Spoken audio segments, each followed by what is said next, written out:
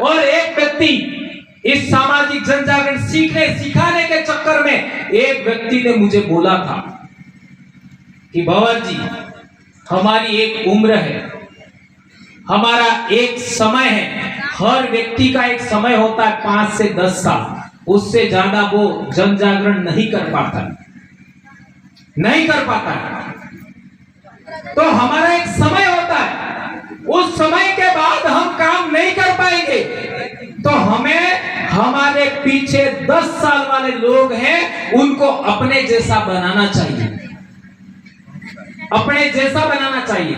मैं इसी विचार से प्रेरित होकर के मेरे से 10 साल के आसपास वाले लोग हैं, उनको संपूर्ण ज्ञान देने की कोशिश करता हूं। और मुझे खुशी है 2013 के अंदर एक काट्टे में हमारी बात हुई थी, मैंने जोश में काट्टे में बोल दिया, क्या बोल दिया कि मेरे जैसे 100 लोग पैदा हो जाए तो डूंगरपुर का नक्शा बदल देंगे हम लोग, ऐसा मैंने बोल दिया। उस समय आदिवासी परिवार नहीं बना था, हम संगठन में जरूर काम करते थे। तो हमारे डॉक्टर साहब जेके रॉथ डॉक्टर साहब है, वो भी इस काट्टे में थे।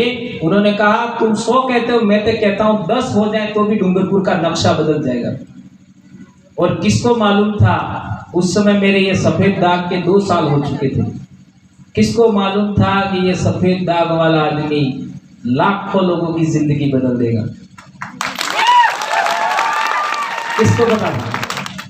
कल हम लोग वहां गए, लड़के लड़कियां, बहुत अनजाने लोग कह रहे थे कि आपको हम यूट्यूब से देखते, और इन लोगों ने बहुत सारी बात हमको शेयर भी किया और हमारे इलाके में आना, लेकिन हमारे पास इतना टाइम नहीं मिलता।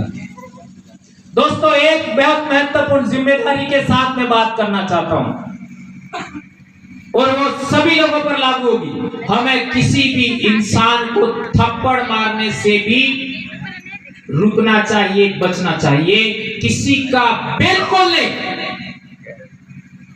मुक्का मारने तो दूर की बात है, लात मारने की तो दूर की बात है। ये देश आदिवासियों का है, सुप्रीम कोर्ट ने बोला है, और तुम इस धरती के मालिक हो।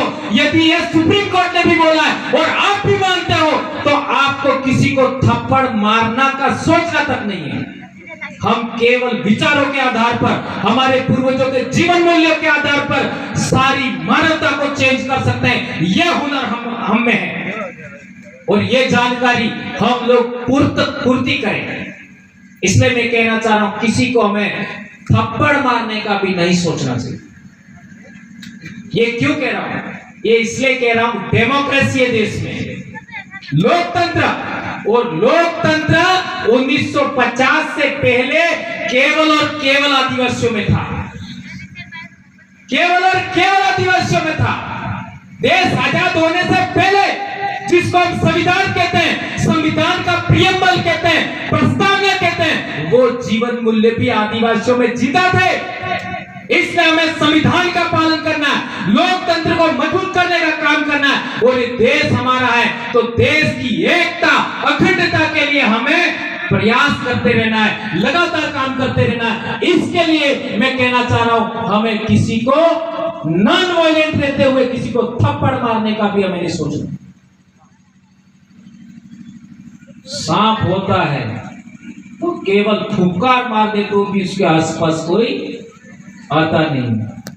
तो बिन नो डाग ने हाफ नो डाग बराबरी में हमारे कहीं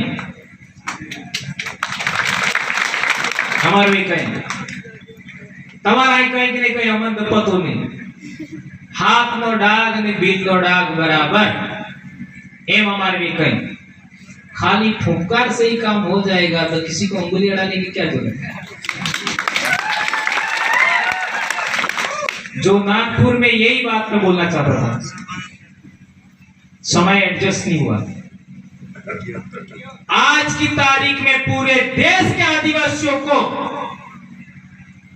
केवल वैचारिक जागरण करना चाहिए। किसी को हानि पहुंचाने के बारे में बिल्कुल नहीं सोचना चाहिए, बिल्कुल नहीं। यदि हम लोग हमारे पूर्वजों के जीवन मूल्यों को मानते हैं, हमारे पूर्वजों की संस्कृति मानते हैं, तो हमें नहीं सोचना चाहिए। क्यों? उदाहरण देता हूं। आज प्रक्षेपास्त्र का युग है कि नहीं है? सही कह रहा हूं, गलत कह रहा हूं? एक प्रक्षेपास्त्र पूरा दुनिया के किसी भी इलाके के अंदर हमला कर सकता है। वो जमाना है। और आदिवासी आज भी तीर धनुष लेके घूम रहे हैं, और तीर धनुष लगा हुआ होगा तो वो तो प्रक्षेपास्त्र से नहीं डरता, ऐसा डेरिंग दिखाता है। सही कह रहा हूं, गलत कह रहा हूं? अब तीर के अंदर तीर है ही नहीं तो भी ऐसा मानता है। यहाँ धनुष और वो हो ना, तो प्रक्षेपास्त्र से भी डरे, इतना डेरिंग दिखाता है। सही है, गलत है? हमारे पूर्वजों ने कभी भी औजार या सुरक्षात्मक तीर धनुष है उससे आगे बढ़े ही नहीं। कभी बढ़े क्या? इसका कारण क्या है? यह कभी रिसर्च किया आपने? नहीं किया। हमारे पूर्वज अहिंसक थे। हमारे पूर्वज हिंसा में विश्वास नहीं करते थे, अहिंसक कौम थे। इसी वजह से हमारे पूर्वजों ने हथियारों का अपडेशन नहीं किया। बाबर 6000 सैनिक लेके आया, 1 लाख सेना राणा सांगा के पास था, हार गया। कारण क्या था? बारूद लेके आया था, बंदूक लेके आया था, तोप के गोले थे। और हमारे राजस्थान, मध्य प्रदेश और उत्तर प्रदेश, हरियाणा के राजपूत उस जमाने में 100 के करीब राजा थे खानवा के युद्ध में। वो समझ नहीं पाए ये क्या है, और बाबर जीत गया। ये टेक्नोलॉजी से लोग जीते। और आज इतनी जबरदस्त टेक्नोलॉजी होने के बावजूद भी हम लोग तीर धनुष से आगे नहीं बढ़ पा रहे हैं। उसका कारण क्या मालूम है आपको? ये केवल हमारी पहचान के लिए हम रखते हैं। आज भी किसी को हम हानि पहुंचाना नहीं चाहते। ये हमारे पूर्वजों का जीवन मूल्य है। पूरी दुनिया के अंदर मात्र और मात्र आदिवासी है जो अहिंसक कौम है। इसके अलावा कोई अहिंसक कौम नहीं है। यह बात आज आप यहां से लेके जाइए मेरे भाई। मन से भी हानि नहीं पहुंचाते।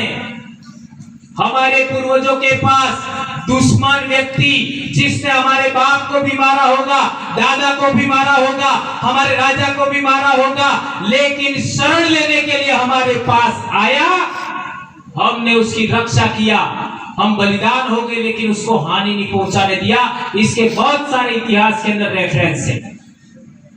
राणा पूजा भी इसमें आता है और बहुत सारे महापुरुष यहाँ पर का भी, मैं लेकिन उस पर अभी जाना नहीं चाहता। इसलिए 2 बातें आपको विशेष करके याद रखनी है कि आदिवासी समाज है वो दुनिया का बेस्ट धार्मिक सोच, दार्शनिक सोच, नैतिक मूल्यों से प्रेरित है आदिवासी समाज। इसलिए उसको बचाने की जरूरत है, नंबर 1। और दूसरी बात, हमको किसी का भी नुकसान करने की सोच हमें नहीं कायम करनी चाहिए। अब दूसरा सवाल पैदा होता है कि हमारे इलाके में एक सांप होता है जिसका 2 तरफ मुंह होता है, ऐसा कहते हैं लोग, आंगलू, बराबर है? आंगलू में सही कवर होंगे छटको। अच्छा, थोड़ा बात लो पानी। तो हमारे छोटे छोटे बच्चे जानते हैं इसको, ये तो काटने वाला है नहीं।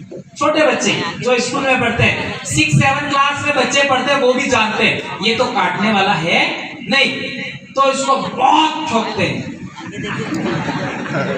मर नहीं जाए इतना ठोकते हैं।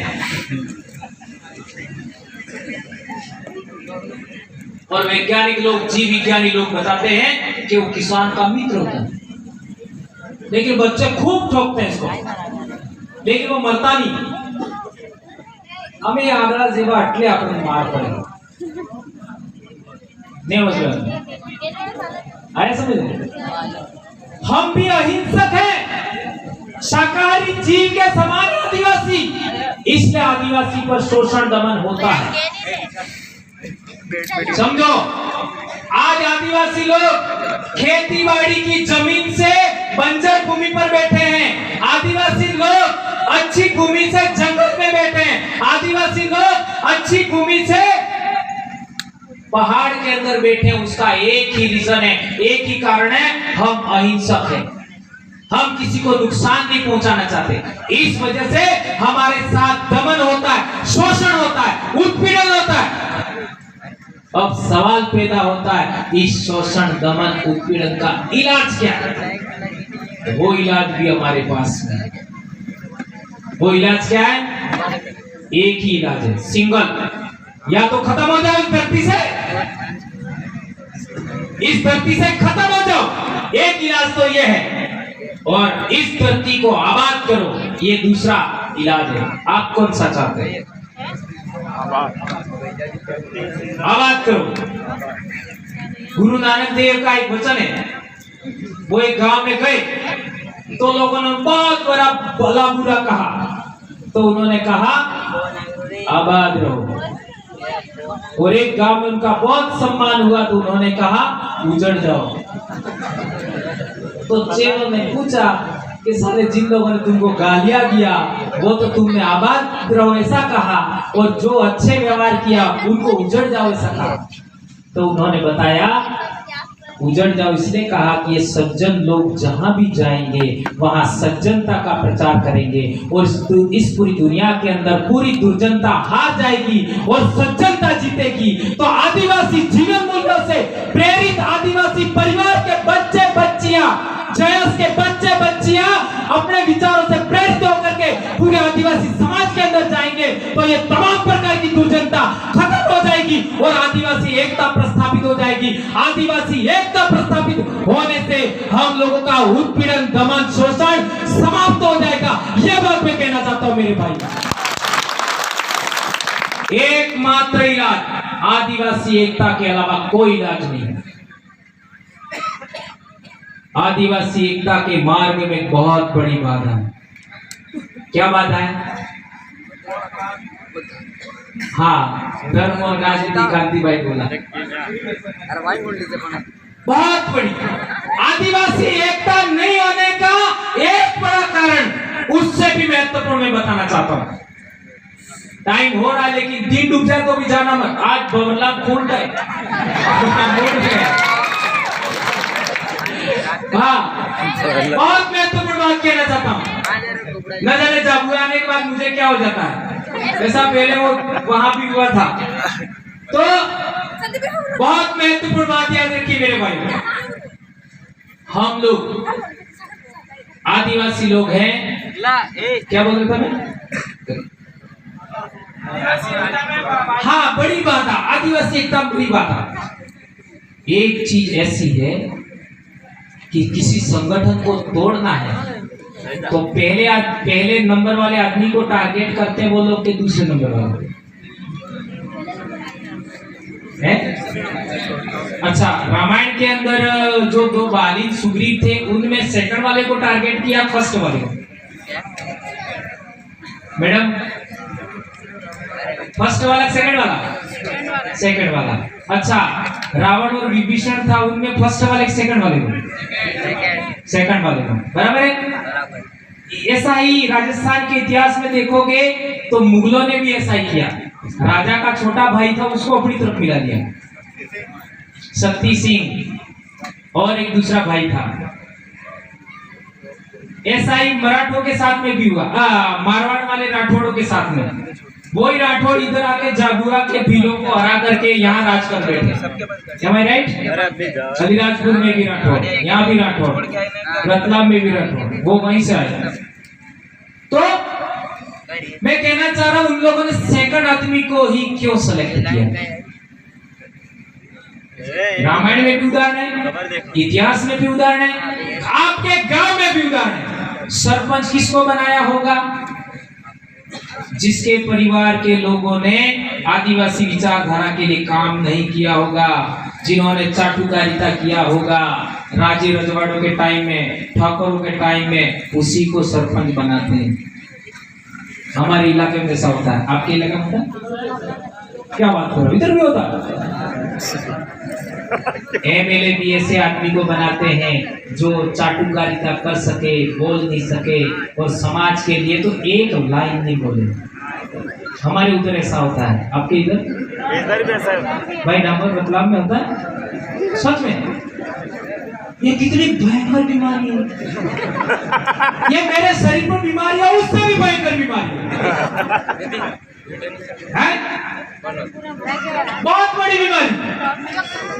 वो लोग कमजोर आदमी को बड़ा पद देते हैं, ये लाइन याद रखो। वो लोग कमजोर आदमी को, अयोग्य आदमी को, लालची आदमी को, स्वार्थी आदमी को बड़ा पद देते हैं। तो जो वो योग्य नहीं होता है, इतना बड़ा पद दे देते हैं, तो वो विचार करता है थोड़ी सी गुलामी कर लेने में क्या दिक्कत है। डामोर साहब, मामा जी आते वाला बात राइट है। मो तमाम बोलवा वैसे थकी सा आज लोग मुझे, क्योंकि आप जो बोले उसको पूरा करना है मुझे, ऐसा सोच के। तो मैं कहना चाहता हूं कि आदिवासी परिवार और जयस ने ऐसा सोचा है, योग्यतम आदमी है वो वहां जाना चाहिए। क्या आपका क्या कहना है? सही बात है, सही है। योग्यतम आदमी, समाज के लिए बोलने वाला आदमी, समाज के लिए लड़ने वाला आदमी, संसद हो, विधानसभा हो, लोकसभा हो, चाहे कोई भी हो, गांव हो, पंचायत हो, जिला परिषद हो, जनपद हो, हर जगह समाज की बात करे, ऐसा आदमी हमें आगे भेजना चाहिए। क्या हमारे समाज ने पिछले 75 साल में ऐसा किया? नहीं किया। इसी एक बीमारी को ठीक करने पर, इसी एक बीमारी को ठीक करने पर हमारी बहुत बड़ी समस्या का समाधान हो सकता है। डॉक्टर साहब, क्या आदिवासी के लिए जो फंड आता है हमारे आदिवासी क्षेत्र के लिए, शेड्यूल 5 के लिए, क्या 50% खर्च होता है आपके इलाके में? हमारे भी नहीं होता है, इवन दूसरे काम के लिए हो जाता है। हमारे तो ऐसा भी रेफरेंस है, अभी की सरकार के टाइम में जो विपक्ष के लोग हैं उनके इलाका जो सिविल एरिया है उसके लिए पैसा दे दिया। ऐसे भी उदाहरण